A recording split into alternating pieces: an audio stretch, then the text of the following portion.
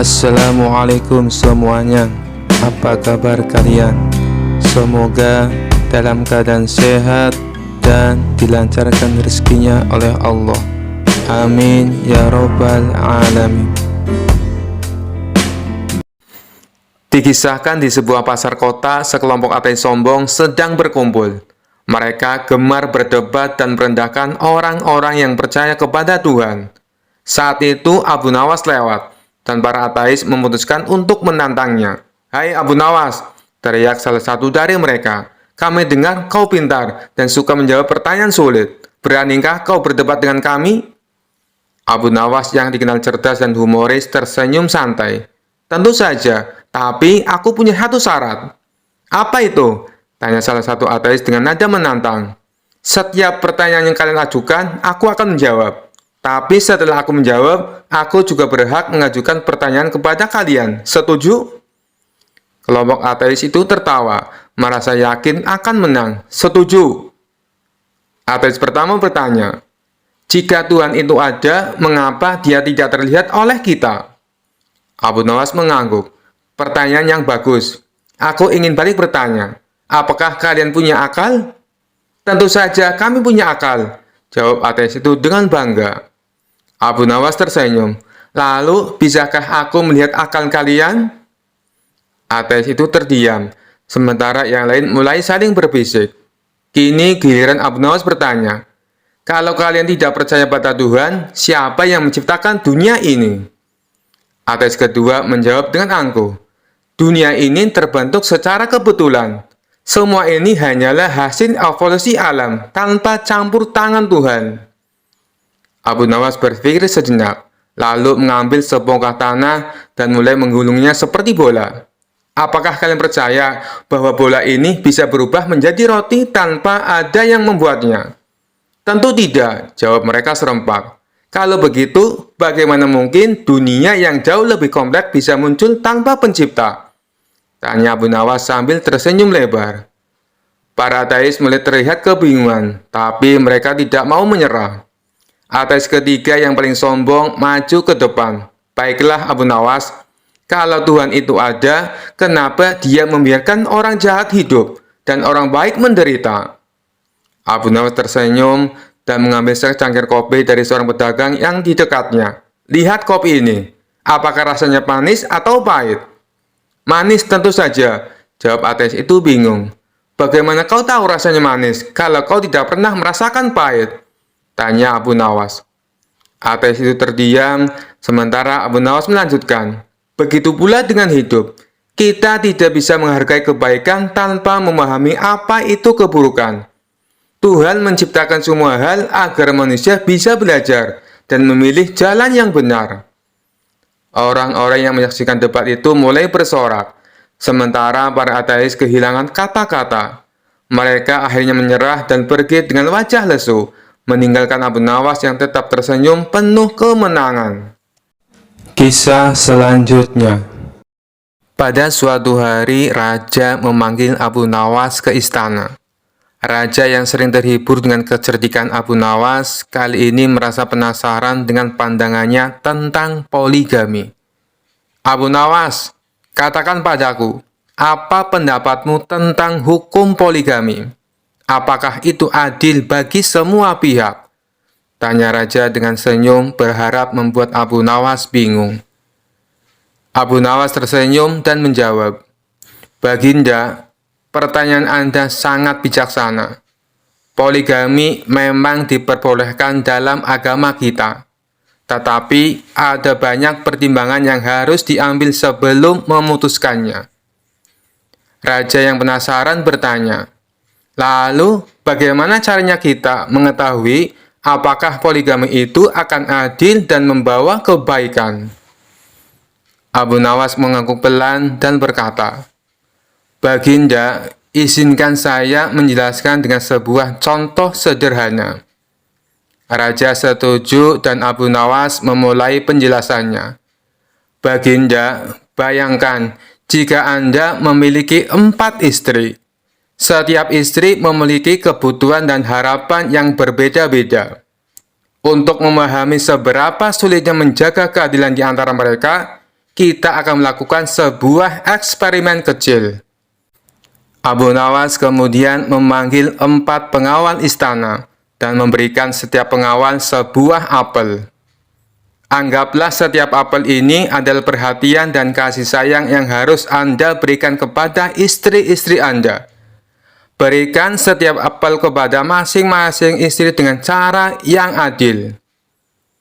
Para pengawal bingung, tetapi mereka mencoba memberikan apel-apel tersebut dengan cara yang sama. Namun, ketika mereka memberikan apel, setiap istri bereaksi dengan cara yang berbeda. Ada yang merasa cukup, ada yang menginginkan lebih, ada yang merasa diabaikan, dan ada pula yang tidak puas sama sekali. Raja tertawa melihat kebingungan para pengawalnya, kemudian bertanya, "Apa yang kau coba tunjukkan, Abu Nawas?" Abu Nawas tersenyum dan menjawab, "Baginda, inilah tantangan sebenarnya dari poligami. Meskipun hukum membolehkan, menjaga keadilan dan kebahagiaan di antara istri-istri adalah tugas yang sangat sulit. Setiap istri memiliki kebutuhan dan harapan yang berbeda-beda. Dan untuk memenuhi semuanya dengan adil, dibutuhkan kebijaksanaan yang luar biasa." Raja terdiam sejenak, kemudian tertawa terbahak-bahak. "Abu Nawas, kau benar-benar pandai menjelaskan hal-hal yang sulit dengan cara yang lucu dan mudah dimengerti." Namun Abu Nawas belum selesai. Ia kemudian berkata, "Baginda, jika saya boleh melanjutkan, saya punya satu lagi eksperimen kecil. Izinkan saya." Raja mengangguk, penasaran apa yang akan dilakukan oleh Abu Nawas selanjutnya. Abu Nawas lalu memanggil salah satu pengawal dan memberikan 4 potong kue dengan ukuran yang berbeda-beda. "Sekarang, Baginda, anggaplah potongan kue ini adalah waktu dan perhatian yang harus Anda bagi kepada istri-istri Anda. Berikan potongan kue ini kepada masing-masing istri dengan cara yang adil." Pengawal tersebut dengan kebingungan mencoba membagi kue tersebut dengan cara yang sama. Tapi seperti sebelumnya, setiap istri bereaksi dengan cara yang berbeda. Salah satu istri terlihat sangat puas dengan potongan besar, sementara yang lainnya terlihat sangat tidak puas dengan potongan kecil. Raja tertawa terbahak-bahak lagi melihat situasi ini. "Abu Nawas, kau benar-benar bijak. Kau telah menunjukkan dengan jelas betapa sulitnya untuk bersikap adil dalam poligami." Abu Nawas tersenyum dan berkata, "Baginda, hukum poligami memang mengajarkan keadilan. Tetapi pelaksanaannya memerlukan kebijaksanaan yang sangat besar. Setiap istri harus diperlakukan dengan adil, dan itu tidak mudah dilakukan. Jadi, sebelum seseorang memutuskan untuk berpoligami, dia harus benar-benar mempertimbangkan apakah dia mampu menjalankan keadilan tersebut." Kisah selanjutnya. Suatu malam yang gelap gulita, Abu Nawas sedang berjalan pulang dari pasar. Ia membawa sekeranjang buah yang hendak diberikan kepada istri tercintanya. Tiba-tiba di tengah perjalanan, ia mendengar suara langkah berat yang terbungkus kain. Suara itu semakin mendekat. Abu Nawas berhenti dan menoleh ke arah suara tersebut. Alangkah terkejutnya ia ketika melihat sosok pocong melompat-lompat dengan kikuk mendekatinya. Pocong itu berhenti tepat di depan Abu Nawas dan berkata dengan suara serak, "Abu Nawas, kau tidak takut padaku?" Abu Nawas dengan tenang memandangi pocong itu dari ujung kaki hingga kepala. Lalu tersenyum. "Kenapa aku harus takut? Kau bahkan tidak bisa berjalan dengan benar. Lompatanmu seperti kambing yang terjebak di lumpur." Pocong merasa tersinggung. "Hei, jangan menghina. Ini kan karena tali kafanku belum dilepas. Kalau saja sudah lepas, aku bisa berjalan seperti manusia normal." Abu Nawas tertawa terbahak-bahak. "Jadi kau ini hantu yang belum sempurna karena terikat tali kafan. Kasihan sekali. Bagaimana kalau aku bantu melepaskannya?" Pocong terdiam sebentar, lalu mengangguk penuh harap. Tolonglah aku, Abu Nawas. Sejak jadi pocong, aku tidak bisa minta tolong pada siapapun. Semua orang lari ketakutan. Abu Nawas pun mendekati pocong dan mencoba melepaskan tali kafan yang mengikatnya. Setelah beberapa percobaan, akhirnya tali itu terlepas, dan si pocong merasa bebas.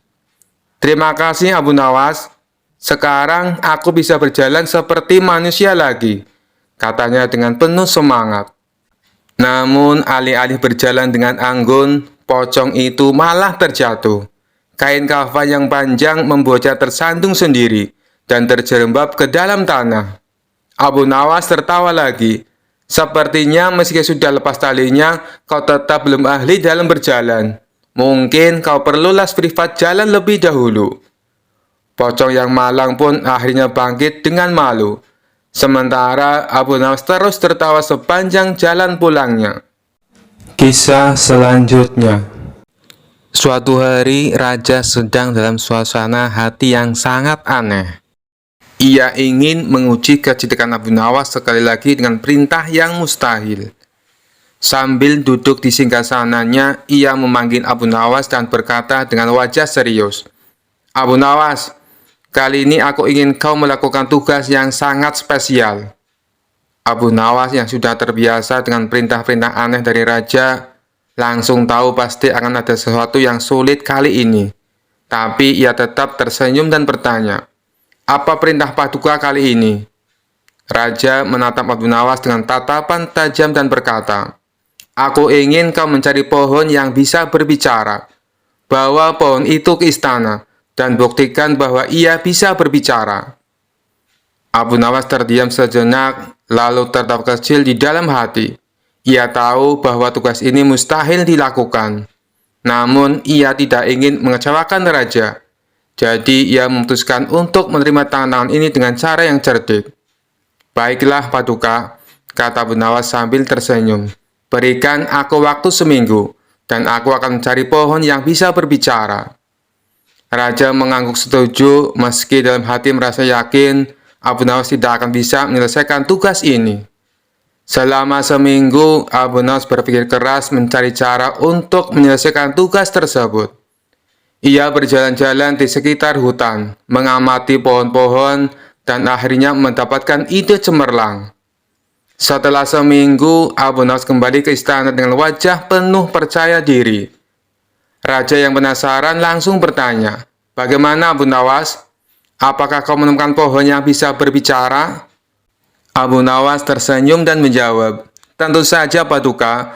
Pohon itu ada di hutan dekat desa. Saya sudah berbicara dengannya, dan ia setuju untuk menjawab pertanyaan paduka. Tapi pohon itu punya syarat." Raja tercengang dan bertanya, "Syarat? Apa syaratnya?" Abu Nawas menjelaskan, "Pohon itu tidak mau diganggu oleh banyak orang. Ia ingin paduka datang sendirian tanpa ada pengawal. Hanya dengan begitu ia akan berbicara." Raja yang penasaran dengan keajaiban ini segera setuju. "Baik, aku akan pergi sendirian. Tunjukkan di mana pohon itu berada." Abu Nawas lalu membawa raja ke hutan, menuju sebuah pohon besar yang sangat tua. Pohon itu tampak kokoh dengan akar yang besar menjalar di sekelilingnya. Setelah sampai di depan pohon, Abu Nawas berkata, "Inilah pohon yang bisa bicara, paduka. Silakan berbicara padanya, dan ia akan menjawab." Raja yang penasaran mendekati pohon itu dan mulai bertanya, "Wahai pohon, benarkah kau bisa berbicara?" Tentu saja pohon itu diam saja, tidak ada suara apapun. Raja mulai bingung, lalu menoleh ke Abu Nawas dan bertanya, "Mengapa pohon ini tidak berbicara?" Abu Nawas yang sudah siap dengan jawabannya tersenyum lebar dan menjawab, "Paduka, pohon ini sudah berbicara. Namun ia berbicara dengan caranya sendiri, bukan dengan kata-kata." Raja semakin bingung, "Apa maksudmu, Abu Nawas?" Abu Nawas lalu menjelaskan, "Paduka, setiap pohon berbicara melalui gerakannya. Daunnya yang melambai ditiup angin, cabangnya yang bergoyang ketika disentuh, itu semua adalah bahasa mereka. Pohon ini tadi sudah menyapa Paduka dengan anggukan dahan dan hembusan angin. Bukankah itu tanda ia merespon kehadiran Paduka? Raja berpikir sejenak, lalu melihat ke arah pohon yang memang melambai sedikit karena angin. Meskipun Raja tahu bahwa pohon tidak berbicara seperti manusia, ia tidak bisa menyangkal kecerdikan Abu Nawas. "Abu Nawas, kau memang luar biasa," kata Raja sambil tertawa. "Aku tidak menyangka kau bisa menemukan jawaban untuk tugas ini. Pohon ini memang tidak berbicara seperti manusia, tapi aku harus mengakui, kau benar, setiap makhluk punya cara sendiri untuk berbicara." Abu Nawas membungkuk hormat dan berkata, "Terima kasih Paduka, pohon ini memang luar biasa, seperti halnya setiap ciptaan di alam. Mereka semua berbicara, hanya saja kita yang harus mendengarkan dengan cara yang berbeda." Raja puas dengan jawaban itu, dan sejak itu ia tidak pernah lagi meragukan kecerdikan Abu Nawas. Meskipun perintah-perintah ia berikan selalu di luar akal sehat. Dan tentu saja orang-orang di istana kembali tertawa, karena Abu Nawas lagi-lagi berhasil mengatasi tantangan yang mustahil dengan cara yang kocak dan cerdas. Kisah selanjutnya. Pada suatu malam, Abu Nawas sedang berjalan melewati sebuah komplek perumahan yang tenang. Di sudut komplek ada sebuah pos ronda yang ramai dengan tawa dan obrolan 3 orang penghuni. Mereka tampak santai sambil menikmati kopi dan bercanda ria. Abu Nawas yang selalu punya ide jahil tiba-tiba mendapat ide iseng untuk mengerjai mereka. Abu Nawas mendekati pos dengan wajah serius. "Assalamualaikum wahai sahabat-sahabat, apa kabar kalian malam ini?" Ketiga orang itu, sebut saja mereka bernama Iip, Toro, dan Nasihi, membalas salam Abu Nawas. "Waalaikumsalam, ada apa Abu Nawas?" Abu Nawas duduk berpura-pura lelah lalu berkata dengan nada misterius, "Aku sedang mengejar penjahat yang sangat licik. Dia melarikan diri ke arah sini. Kalian mungkin tidak menyadari, tapi penjahat ini sangat cerdik. Dia bisa berubah wujud menjadi apapun, bahkan menjadi orang biasa seperti kita." Ketiga orang itu terkejut. "Wah, serius? Apa yang harus kita lakukan?" tanya Toro dengan penasaran. Abu Nawas tersenyum tipis sambil melirik ke arah mereka satu persatu. "Aku punya cara untuk mendeteksi siapa yang sebenarnya penjahat di antara kita. Caranya sederhana. Aku akan memberikan teka-teki, dan siapapun yang gagal menjawabnya dengan benar, dialah penjahatnya." Toro, Iip, dan Nasihi mulai saling berpandangan. Mereka sedikit tegang, tapi juga penasaran dengan teka-teki Abu Nawas. "Baiklah Abu Nawas, berikan teka-tekinya." Abu Nawas mengangguk, lalu dengan nada serius berkata, "Teka-tekinya begini. Apa yang kecil, bulat, tapi bisa menjadi sangat besar saat diperlukan?" Ketiganya berpikir keras. Toro menjawab duluan, "Telur. Bukankah telur kecil dan bisa menjadi besar saat dimasak?" Abu Nawas menggeleng, "Bukan telur. Penjahat tidak akan memberikan jawaban yang benar." Lalu Iip menjawab, "Mungkin bola karet. Bola kecil tapi bisa memancul tinggi kalau dilempar." Abu Nawas tersenyum sambil menggeleng lagi. "Salah lagi. Sepertinya penjahat itu semakin dekat." Nasihi yang merasa lebih pintar dari dua temannya berpikir sejenak lalu berkata dengan percaya diri, "Mungkin balon. Balon kecil dan bisa ditiup jadi besar kan?" Abu Nawas tertawa terbahak-bahak. "Kalian semua salah. Jawabannya adalah biji pikiran yang baik. Pikiran kecil bisa menjadi besar jika terus diasah dan dipupuk. Seperti kalian sekarang, yang panik karena berpikir kalian penjahat." Ketiganya terdiam, lalu mulai menyadari mereka telah dijebak oleh Abu Nawas. Mereka saling memandang, merasa bodoh karena terpancing teka-teki konyol itu. Abu Nawas bangkit sambil menepuk pundak mereka satu persatu. "Tenang saja, kalian bukan penjahat. Tapi lain kali, jangan terlalu mudah percaya dengan seseorang yang datang membawa cerita aneh. Apalagi kalau orang itu adalah aku," katanya sambil tertawa. Ketiganya akhirnya ikut tertawa. Walaupun merasa sedikit kesal telah dikerjai, mereka tahu di tangan Abu Nawas apapun bisa menjadi candaan, bahkan sebuah teka-teki tentang penjahat. Kisah selanjutnya. Kisah Abu Nawas kali ini berawal dari Baginda Raja yang memiliki seorang menteri kepercayaan dan senantiasa mendampinginya. Menteri itu bernama Abu Jahal. Namun, kepercayaan yang diberikan oleh Baginda Raja sering dimanfaatkan oleh Abu Jahal untuk memperkaya diri. Terkadang, ia meminta upeti kepada rakyat dengan mengatasnamakan Baginda Raja. Hal ini tentu saja membuat Abu Nawas geram, tapi tidak berani mengadukannya kepada Baginda Raja. Sebab dengan kedudukan yang dimiliki, Abu Jahal bisa saja memutarbalikkan fakta dan menuduh Abu Nawaslah pelakunya. Seiring berjalannya waktu, penasihat istana meninggal dunia.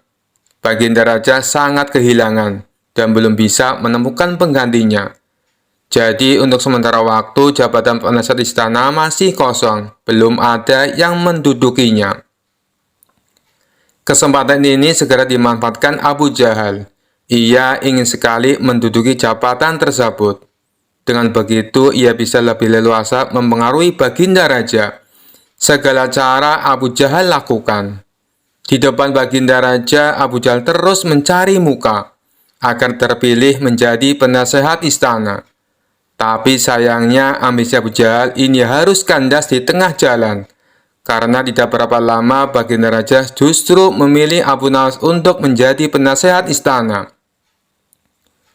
Keputusan Baginda Raja ini tentu saja membuat Abu Jahal kecewa, sehingga ia menaruh dendam kepada Abu Nawas. Suatu hari ketika Abu Jahal melihat Abu Nawas sedang duduk bersama Baginda Raja, timbul pemikiran di kepalanya. Seharusnya aku yang ada di tempat Abu Nawas. Abu Nawas tidak pantas duduk di situ. Abu Nawas itu apa dia? Tidak mampu mengurus masalah kerajaan. Pantasnya dia jadi pelawak istana. Gerutu Abu Jahal dalam hati.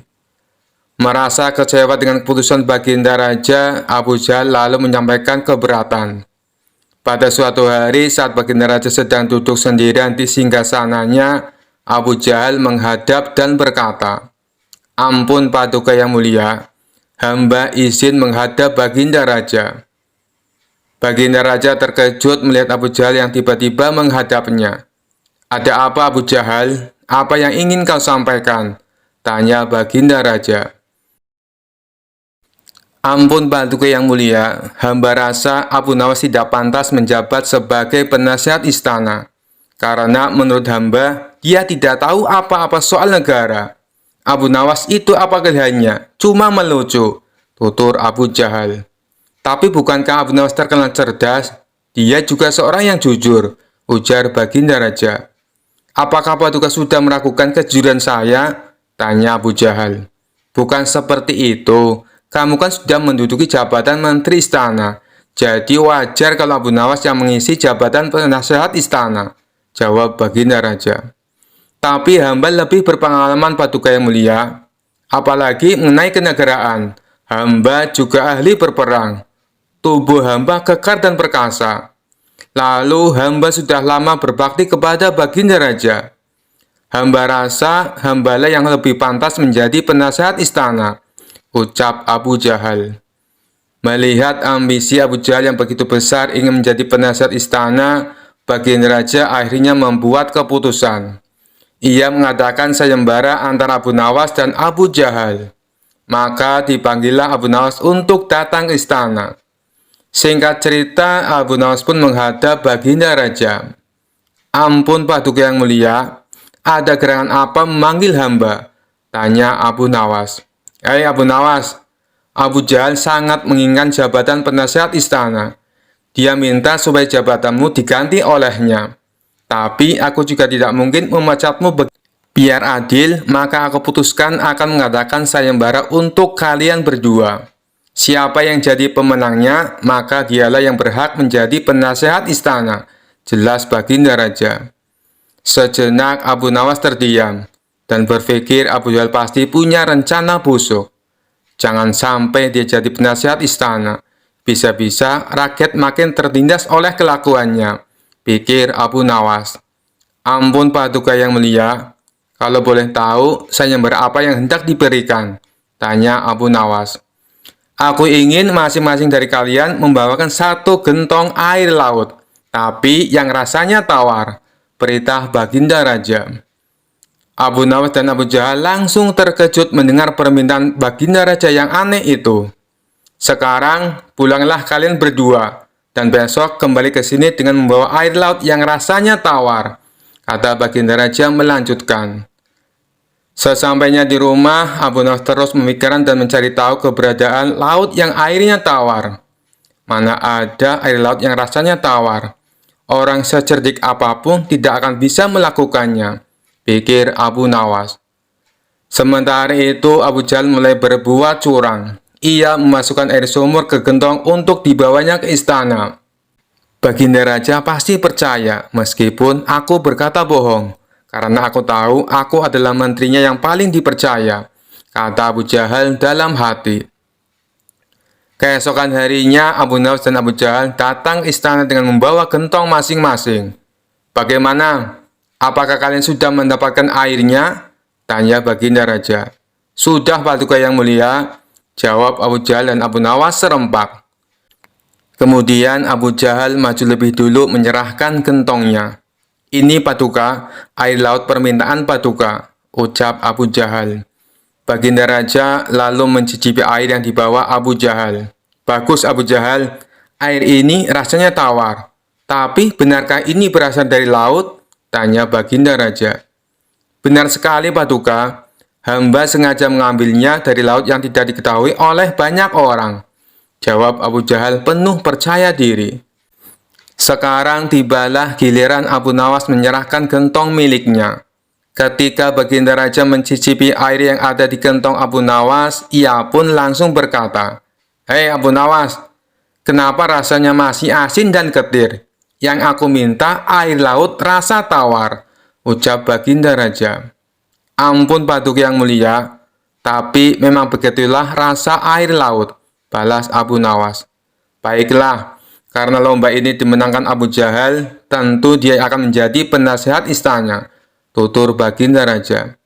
Mendengar hal itu, Abu Jahal sangat kegirangan, sudah tidak sabar ingin menduduki jabatan tersebut. Ternyata sangat mudah mengelabui Baginda Raja, pikir Abu Jahal. Tapi tiba-tiba Baginda Raja kembali berkata, Hai Abu Jahal, di mana kamu menemukan air laut yang airnya tawar? Antarkan aku ke sana sekarang. Aku ingin mandi di sana, titah Baginda Raja. Seketika wajah Abu Jahal menjadi pucat, tubuhnya lemas dan gemetaran. Anu Paduka yang mulia, hamba kenapa? Kalau kamu tidak bisa membuktikannya, berarti kamu telah membohongiku, ucap Baginda Raja. Ampun Paduka yang mulia, air yang hamba bawa memang bukan air laut, tapi air dari sumur, kata Abu Jahal ketakutan. Kamu lancang Abu Jahal, kamu kira aku anak kecil yang mudah dikelabui. Karena kamu telah berani berbohong, maka sebagai hukumannya, kamu bukan hanya gagal jadi penasihat istana, tapi juga akan dipecat dari menteri.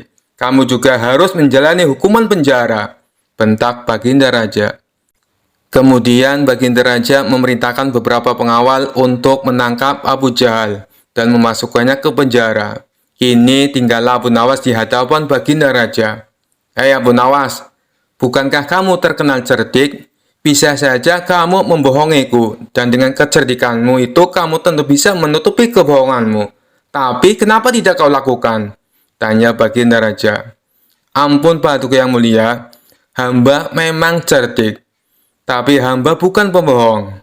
Secerdik apapun manusia, tidak akan ada yang bisa mengubah rasa air laut menjadi tawar, terang Abu Nawas. Kamu memang benar Abu Nawas, itulah orang yang saya cari untuk menduduki jabatan sebagai penasihat istana, cerdik dan jujur, kata Baginda Raja tersenyum puas. Kisah selanjutnya. Kala itu kota Baghdad mendadak gempar oleh kehadiran orang asing. Persoalannya bukan pada orangnya, melainkan orang asing tersebut tidak mempercayai adanya Tuhan. Bukan hanya itu, ia juga menantang orang-orang muslim berdebat mengenai adanya Tuhan. Kabar ini pun sampai ke telinga Baginda Raja. Karena dianggap bikin resah masyarakat, orang asing ini lalu dipanggil ke istana. "Apa tujuanmu membuat onar di negeri kami?" tanya Baginda Raja. Orang asing ini menjawab, "Untuk apa mengaku bertuhan kalau tidak bisa menjawab pertanyaanku?" Kemudian Baginda Raja bertanya kembali, "Apakah kamu tidak percaya adanya Tuhan?" Dengan tegas orang itu menjawab, "Tentu saja saya tidak percaya adanya Tuhan, dan saya juga tidak percaya adanya akhirat." Mendengar itu Baginda Raja sempat terkejut. "Tapi saya dan rakyatku percaya adanya Tuhan. Berarti keyakinan kita berbeda. Jadi jangan ganggu rakyatku," tegas Baginda Raja. "Kalau Paduka Raja percaya adanya Tuhan, bisakah Paduka menjawab 3 pertanyaanku?" tanya orang asing tersebut. "Silahkan," balas Baginda Raja. Pertanyaan pertama, orang Islam meyakini bahwa dunia dan seisinya adalah ciptaan Allah. Lalu, siapakah yang menciptakan Allah? Bukankah sesuatu yang ada pasti ada penciptanya? Pertanyaan yang kedua, katanya di dalam surga manusia tidak akan berak ataupun kencing, sedangkan mereka makan dan minum setiap hari. Bagaimana mungkin ini bisa terjadi? Padahal segala sesuatu yang akan dimasukkan pasti akan keluar, entah itu dengan bentuk yang lain. Dan pertanyaan yang ketiga, orang Islam meyakini kalau setan terbuat dari api, tapi katanya setan akan disiksa dengan api neraka. Mana mungkin api bisa menyakiti api? Mendengar pertanyaan orang asing itu, Baginda Raja hanya terdiam. Bisa saja ia menjawab berdasarkan hadis dan Al-Quran, tapi karena yang dihadapi adalah orang yang tidak percaya Tuhan, maka dijawabnya harus dengan logika. Kemudian salah satu menterinya membisikkan kepada Baginda Raja, "Paduka, kalau soal beginian serahkan saja pada Abu Nawas.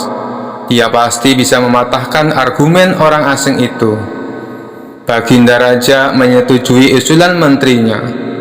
Maka dipanggillah Abu Nawas ke istana. Singkat cerita, Abu Nawas pun datang menghadap Baginda Raja. Ia lalu dipersilakan duduk di sampingnya. "Ada apa, Paduka? Kenapa tiba-tiba memanggil hamba?" tanya Abu Nawas. "Begini Abu Nawas, orang asing ini tidak percaya adanya Tuhan, dan dia mengajukan 3 pertanyaan, tapi jawabannya harus masuk akal," ujar Baginda Raja. Sekilas Abu Nawas menatap orang asing tersebut. "Oh, ini orangnya yang bikin gempar kota Baghdad," pikir Abu Nawas. Abu Nawas lalu menghampiri orang asing itu dan duduk tepat di hadapannya. "Silahkan, apa yang ingin kau tanyakan?" ucap Abu Nawas dengan penuh percaya diri. Orang asing tersebut memulai pertanyaannya. "Anda sebagai orang muslim tentu percaya bahwa segala sesuatu, baik yang terlihat maupun yang tidak terlihat, pasti ada yang menciptakan." "Iya, tentu saja, saya percaya," jawab Abu Nawas. "Sekarang saya mau bertanya, siapakah yang menciptakan alam semesta dan seisinya?" tanya orang asing itu. "Yang menciptakan alam semesta dan seisinya adalah Allah Tuhan saya," jawab Abu Nawas. "Oh, baiklah. Lalu siapakah yang menciptakan Allah? Bukankah tadi Anda mengakui bahwa segala sesuatu, baik yang terlihat maupun tidak terlihat, pasti ada yang menciptakan?" tanya orang asing itu kembali. Sejenak Abu Nawas terdiam. Ia pun lalu berkata, "Anda pasti tahu kalau kami selaku orang Islam mengakui hanya ada satu Tuhan. Kita istilahkan saja Tuhan dengan angka 1. Sekarang gantian aku yang bertanya. Angka 3 berasal dari angka berapa? Tanya Abu Nawas. Angka 3 berasal dari angka 2 ditambah 1, jawab orang asing tersebut. Tepat sekali. Kalau angka 2 berasal dari angka berapa? Tanya Abu Nawas kembali. Angka 2 berasal dari angka 1 ditambah 1, jawab orang asing itu. Benar sekali. Sekarang, kalau angka 1 itu sendiri berasal dari angka berapa? Tanya Abu Nawas. Orang itu kaget dengan pertanyaan tersebut. Ia hanya terdiam tak bisa menjawabnya. Kemudian Abu Nawas berkata kembali, pada intinya semua angka pasti ada awalnya. Entah itu angka 5, angka 4, ataupun angka 10. Dan angka-angka tersebut diibaratkan alam semesta ciptaan Allah. Apabila kamu bertanya siapa yang menciptakan Allah, sama halnya saya bertanya dari mana angka 1 itu ada. Kamu pasti tidak akan bisa menjawabnya. Jelas Abu Nawas. Orang itu pun langsung terdiam merenungi kata-kata Abu Nawas. Untuk jawabanmu atas pertanyaanku yang pertama masuk akal juga. Sekarang pertanyaan yang kedua. Kalian sebagai muslim pasti meyakini kelak hidup di surga tidak akan berak dan kencing. Padahal di sana kalian makan dan minum setiap hari. Mana mungkin itu bisa terjadi? Jelaskan padaku, tanya orang asing tersebut. Baik, akan saya jelaskan. Selama kamu dalam kandungan rahim ibumu, tentunya kamu makan dan minum, bukan? Karena menurut ilmu medis, seorang janin memakan sesuatu yang dimakan ibunya. Lalu ketika kamu dalam kandungan ibumu selama 9 bulan, apakah kamu pernah berak ataupun kencing? Untuk kedua kalinya, pertanyaan orang asing itu bisa dijawab dengan mudah oleh Abu Nawas. Baik, jawabanmu masuk akal. Sekarang pertanyaan terakhir. Kalian sebagai muslim pasti meyakini kalau setan terbuat dari api dan neraka juga terbuat dari api. Tapi yang membuat saya heran, katanya setan akan disiksa dengan api neraka. Mana mungkin api bisa menyakiti api? Itu hal konyol yang pernah saya dengar, ujar orang asing tersebut. Bisakah kamu menjelaskannya? Tanyanya kemudian. Sebelum aku menjawab pertanyaan yang terakhir, aku ingin kita saling berjanji.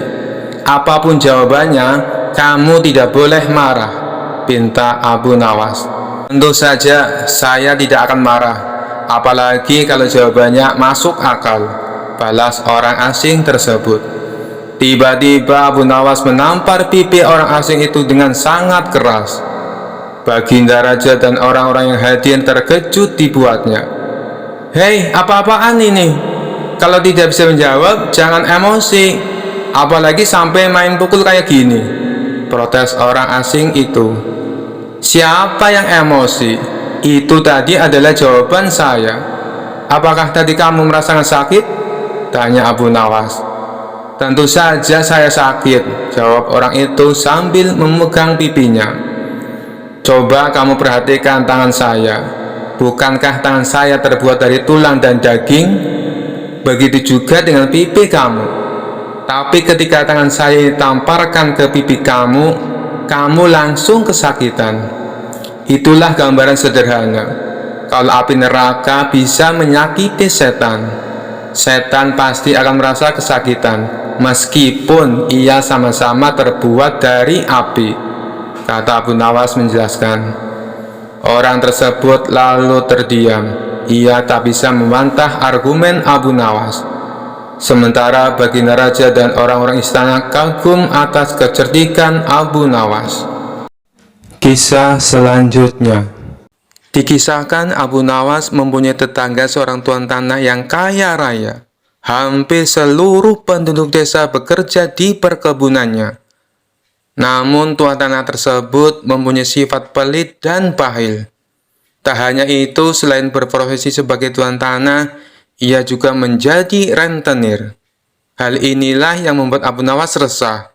Selaku ulama sufi, ia ingin membuat tetangganya itu bertobat atas perbuatannya. Setelah merenung agak lama, akhirnya Abu Nawas menemukan ide yang cemerlang. Pada esok harinya, Abu Nawas menemui kawan-kawannya yang lagi tongkrongan di warung. "Tadi malam aku mimpi dapat wangsit yang tidak bisa aku tolak," ucap Abu Nawas membuka percakapan. Salah satu kawan Abu Nawas bertanya, "Apa isi wangsit dalam mimpimu?" Abu Nawas menjawab, "Aku mendapatkan wangsit apapun yang titipan padaku, maka akan beranak." "Maksudnya bagaimana wahai Abu Nawas?" tanya mereka bingung. "Kalau kalian menitipkan padaku satu ayam, maka dalam beberapa hari ayamnya akan beranak. Dan ayam kalian akan menjadi bertambah. Begitu pula bila kalian menitipkan uang atau aku meminjam uang, maka beberapa hari kemudian uang kalian akan beranak. Dan tentunya uang kalian akan bertambah," jelas Abu Nawas. Sebagian kawannya ada yang percaya, ada juga yang tidak percaya. Jangan-jangan ini cuma akal bulus Abu Nawas untuk meminjam uang. "Nanti sore aku akan meminjami 1 ekor kambing kepadamu," ucap salah satu dari mereka. Yang lain menimpali, "Aku akan meminjami uang 2 dinar. "Silakan, silakan," dengan senang hati, balas Abu Nawas. Setelah 5 hari berlalu, ternyata benar, kambing dan uang yang dipinjamkan kepada Abu Nawas menjadi beranak. Yang meminjami 1 ekor kambing, dikembalikan Abu Nawas menjadi 3 ekor kambing. Yang meminjami uang 2 dinar, dikembalikan oleh Abu Nawas menjadi 5 dinar. Berita tentang Abu Nawas tersebut tersebar ke seluruh penduduk desa, dan sampai ke telinga tuan tanah pelit yang menjadi rentenir. Dengan ditemani beberapa pengawalnya, tuan tanah itu mendatangi rumah Abu Nawas. "Wahai saudaraku Abu Nawas, adakah keperluan yang kau inginkan? Katakan saja, nanti aku bisa meminjamimu," ucap tuan tanah merayu. "Maaf tuan, saat ini saya tak lagi membutuhkan apa-apa," balas Abu Nawas. "Baiklah, nanti kalau kamu perlu apa-apa, datang saja padaku. Jangan sungkan-sungkan," timpal si tuan tanah dengan senyum yang ramah. "Baik tuan, kapan-kapan saya akan ke rumah tuan," ucap Abu Nawas. Tuan tanah dan para pengawalnya pun pamit pulang meninggalkan rumah Abu Nawas. Pada suatu sore, Abu Nawas merasakan lapar. Ia tak mempunyai apapun di dalam rumah untuk dimakan. Kemudian, Abu Nawas mendatangi tuan rumah untuk meminjam 3 butir telur. Dengan senang hati, si tuan tanah menyambut dan meminjamkannya kepada Abu Nawas. 5 hari kemudian, Abu Nawas mengembalikan telur yang dipinjamnya. Si tuan tanah menerimanya dengan senang hati.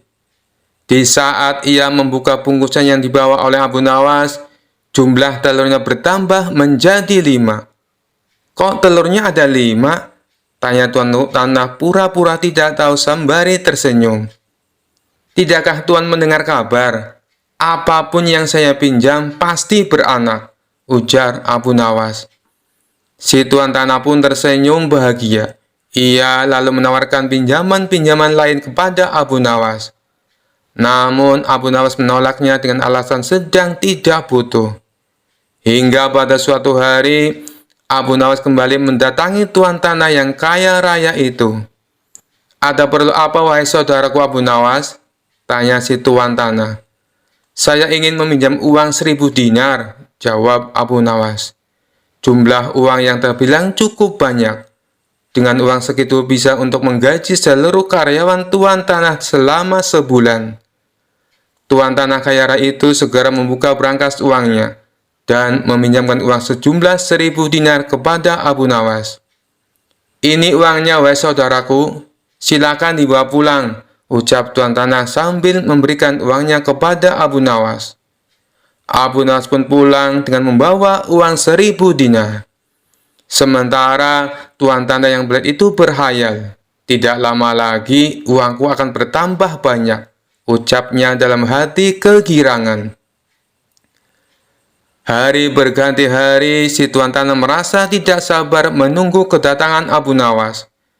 5 hari berlalu, Abu Nawas masih belum juga datang. Tak terasa sudah berjalan 1 bulan, dan Abu Nawas tak kunjung datang ke rumahnya. Karena tidak sabar, si tuan tanah mendatangi Abu Nawas dengan didampingi pengawalnya. "Wahai Abu Nawas, sudah sebulan aku menantimu, tapi kamu malah tidak datang," kata si tuan tanah. "Oh iya tuan, maafkan saya. Sebenarnya saya akan ke rumah tuan, namun saya sangat sibuk. Tapi berhubung tuan sudah ada di rumah saya, sekalian saja ada yang mau saya bicarakan," kata Abu Nawas beralasan. "Tidak apa-apa wahai saudaraku, silakan, apa yang mau kau bicarakan?" balas si tuan tanah. "Begini tuan," Abu Nawas mencoba menjelaskan.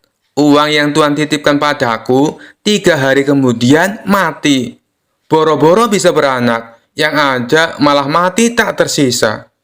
"Apa maksudmu wahai Abu Nawas?" tanya tuan tanah penuh emosi.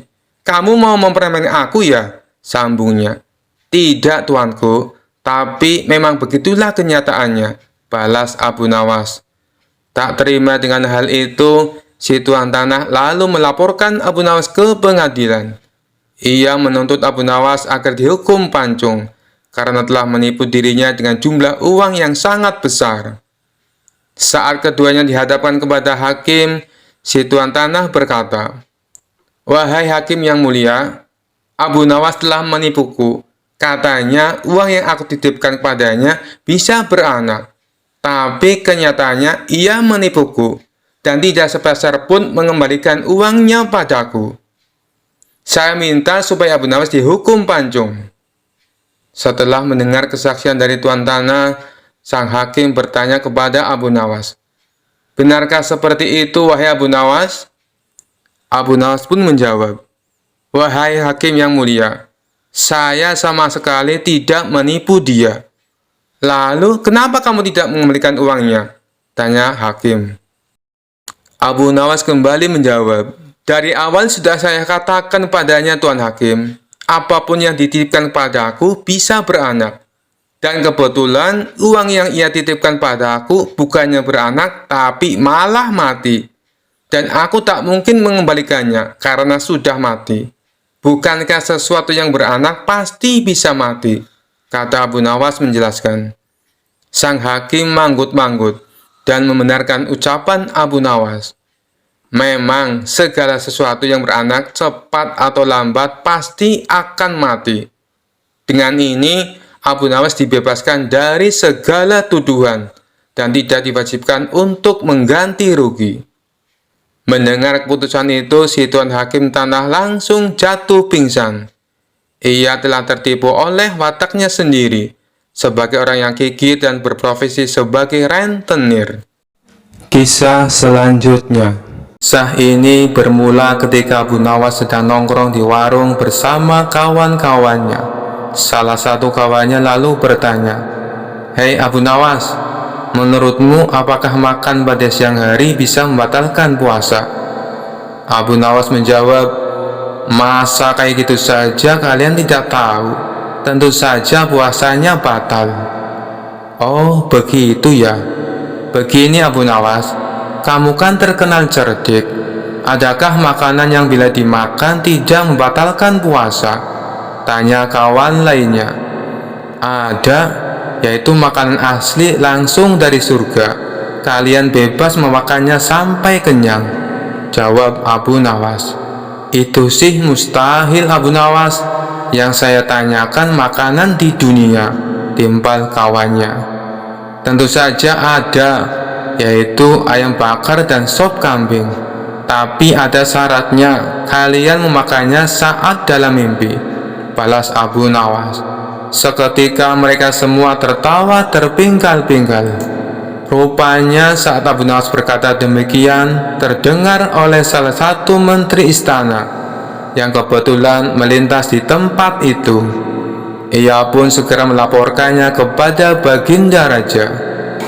"Paduka yang mulia, Abu Nawas telah berfatwa yang melanggar syarat Islam," kata sang menteri memberitahu. "Apa yang dia katakan?" tanya Baginda Raja. "Dia bilang makan saat di siang hari di bulan puasa tidak membatalkan puasa," lapor sang menteri. "Kurang ajar Abu Nawas, dia berani mempermainkan hukum agama Islam," geram Baginda Raja. Ternyata sang menteri telah salah paham karena yang ia dengar tidak seutuhnya. "Paduka yang mulia, saya punya cara untuk membuktikan kesesatan Abu Nawas. Dengan begitu, Paduka bisa langsung menghukumnya," kata sang menteri. "Oh iya, emangnya apa rencanamu?" tanya Baginda Raja. "Saya akan pura-pura mati dan suruh Abu Nawas untuk sholat jenazah. Biasanya orang yang beraliran sesat sholatnya pasti berbeda dengan ajaran agama Islam," ujar sang menteri. "Baik, saya setuju," sahut Baginda Raja. Pada keesokan harinya, rencana pun disusun dengan matang. Lalu dipanggillah Abu Nawas ke istana. Beberapa pengawal istana lalu mendatangi rumahnya. "Tuan Abu, Anda diperintah datang ke istana," kata salah satu pengawal. "Ada kepentingan apa?" tanya Abu Nawas. "Tuan Menteri meninggal dunia dan Tuan Abu disuruh datang untuk melayat," jawab si pengawal. "Meninggal dunia? Kalau tidak salah, kemarin saya lihat dia melintas di depan warung. Saat itu saya sedang ngobrol dengan kawan-kawanku, jadi saya tidak terlalu menghiraukannya. Ajal manusia memang tidak ada yang tahu," ujar Abu Nawas. "Benar Tuan Abu, saya sendiri juga heran. Padahal kemarin saya lihat dia melaporkan Tuan Abu kepada Baginda Raja karena dianggap beraliran sesat. Tapi sehari setelahnya, dia ternyata meninggal dunia," timpal si pengawal. "Sesat? Sesat bagaimana maksudnya?" tanya Abu Nawas terkejut. "Tuan Menteri bilang kalau Tuan Abu menghalalkan makan di siang hari saat bulan puasa," kata si pengawal memberitahu. "Ya sudahlah, orangnya juga sudah mati. Ayo kita ke sana sekarang," ajak Abu Nawas. Singkat cerita, sampailah Abu Nawas ke istana. Ketika ia memasuki aula kerajaan, terlihat sosok jenazah di dalam keranda. Tapi yang membuat Abu Nawas curiga, kenapa kerabat keluarga sang menteri tidak ada yang hadir, terutama istri dan anak-anaknya. Kemudian Baginda Raja menyuruh Abu Nawas untuk segera menyolati jenazah sang menteri. "Mari Paduka, kita sholat bersama-sama," ajak Abu Nawas. "Kamu saja, aku sudah mensolatinya," tolak Baginda Raja. Ini tidak seperti biasanya. Padahal setiap kali ada pejabat istana yang meninggal dunia, Baginda Raja pasti sholat jenazah bersamaku, kata Abu Nawas dalam hati. Hal ini membuatnya semakin bertambah curiga. Pasti ada sesuatu yang tidak beres, pikir Abu Nawas. Akhirnya Abu Nawas pun sholat jenazah sendirian. Dan tiba-tiba saat ia sholat jenazah, Abu Nawas menambahkan ruku dan sujud. Setelah selesai menjalani sholat jenazah, Baginda Raja pun kemudian berkata, "Hei Abu Nawas, kenapa kau menambah ruku dan sujud? Itu menyalahi aturan agama." Dengan entengnya Abu Nawas membalas, "Saya tahu Paduka, tapi dosa menteri ini sangat banyak. Dosanya tidak akan terampuni kalau cara sholat jenazahnya biasa saja. Coba Paduka Raja pikirkan, dia telah memfitnah saya beraliran sesat, padahal dia tidak mendengarnya secara utuh." Kemudian Abu Nawas menjelaskan duduk permasalahan yang sebenarnya. Mendengar hal itu, Tuan Menteri yang berpura-pura mati langsung bangkit berdiri. "Kurang ajar kau Abu Nawas, justru kamu yang dosanya sangat banyak," bentak Tuan Menteri tak terima. "Lihatlah Paduka, jenazahnya hidup kembali," teriak Abu Nawas sambil berlari berpura-pura ketakutan. Sementara Baginda Raja spontan tertawa terpingkal-pingkal dengan ulah Abu Nawas ini. Kisah selanjutnya. Kisah ini dimulai pada saat Baginda Raja sudah lama tidak bertemu dengan Abu Nawas. Hal tersebut membuat Baginda Raja merasa galau dengan keadaan kerajaan yang sepi dan sunyi tanpa kehadiran Abu Nawas. Baginda Raja tampaknya ingin mendengar cerita-cerita lucu Abu Nawas. Akhirnya Abu Nawas dihadirkan ke istana kerajaan. Kemudian terjadi dialog antara keduanya. Setelah sekian lama berbincang-bincang, Raja tiba-tiba saja ingin menguji kepandaian Abu Nawas. "Wahai Abu Nawas, besok pagi bawalah ibumu ke istanaku ini. Engkau akan aku beri hadiah 100 dinar, kata Baginda Raja. Mendengar titah rajanya membuat Abu Nawas sangat kaget. Bagaimana tidak, karena Raja sebenarnya sudah tahu kalau ibunya telah lama meninggal dunia. Bahkan Raja pun sempat ikut melayat ke rumah Abu Nawas. Akan tetapi karena iming-iming hadiah yang sangat menggiurkan itu, Abu Nawas justru menyetujui permintaan aneh dari raja tersebut. Setibanya di rumah, Abu Nawas langsung sibuk mencari seorang wanita tua yang kemudian nantinya akan dijadikan sebagai ibunya untuk dihadirkan ke istana. Setelah lama mencari, akhirnya Abu Nawas menemukan orang yang sedang diinginkan itu. Abu Nawas lalu menjelaskan maksudnya kepada perempuan tersebut. Abu Nawas berjanji akan membagi hadiah kepada wanita itu dengan adil. Tanpa berpikir panjang, perempuan itu menyetujui permintaan Abu Nawas. Keesokan harinya, pagi-pagi sekali Abu Nawas sudah sampai ke istana. Abu Nawas menuju istana sambil menggendong seorang perempuan tua. "Wahai Abu Nawas, itukah ibumu?" tanya Baginda Raja. "Benar Tuanku yang mulia, ini adalah ibuku. Beliau sudah tua dan kakinya lemah, sehingga hamba harus menggendongnya ke istana," tutur Abu Nawas. "Apakah engkau ibunya Abu Nawas? Ingat ya, kalau bohong maka akan aku hukum dirimu," tanya Baginda Raja kepada perempuan tua tersebut. Begitu mendengar ucapan rajanya, perempuan itu terlihat sangat ketakutan, sehingga perempuan itu membuat pengakuan yang sebenarnya jika semua itu adalah sandiwara Abu Nawas untuk mendapatkan hadiah dari Baginda Raja. Mendengar penjelasan dari wanita tua itu membuat Baginda Raja tertawa kegirangan. Baginda akan menghukum Abu Nawas dengan 100 kali pukulan sebagai hukumannya. "Karena engkau berjanji kepadaku akan membawa ibumu ke istana, aku juga berjanji akan memberimu hadiah 100 dirham. Namun sangat disayangkan, kali ini engkau tidak bisa memenuhi janjimu, sehingga engkau harus dihukum dengan 100 kali pukulan," kata Baginda Raja. Abu Nawas yang dari tadi hanya diam, sekarang ia dalam posisi terdesak. Ia segera memutar otaknya agar terhindar dari hukuman.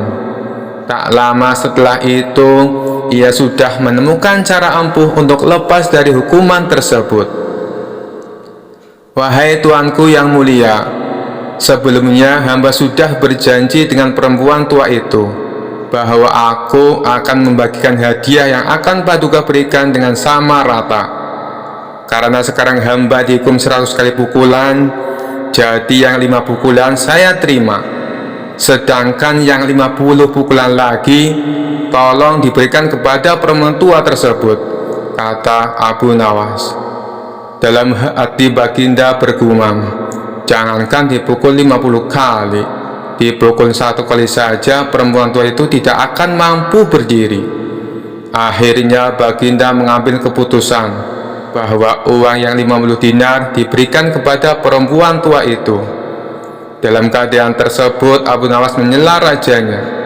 Ampun beribu, ampun Paduka yang mulia. Jika ibuku telah mendapat hadiah dari Paduka, tidak adil kiranya kalau anaknya ini dilupakan begitu saja, protes Abu Nawas. Baiklah, ini bagian untukmu, kata raja sambil memberikan 50 dinar kepada Abu Nawas. Sekian dulu perjumpaan kita kali ini.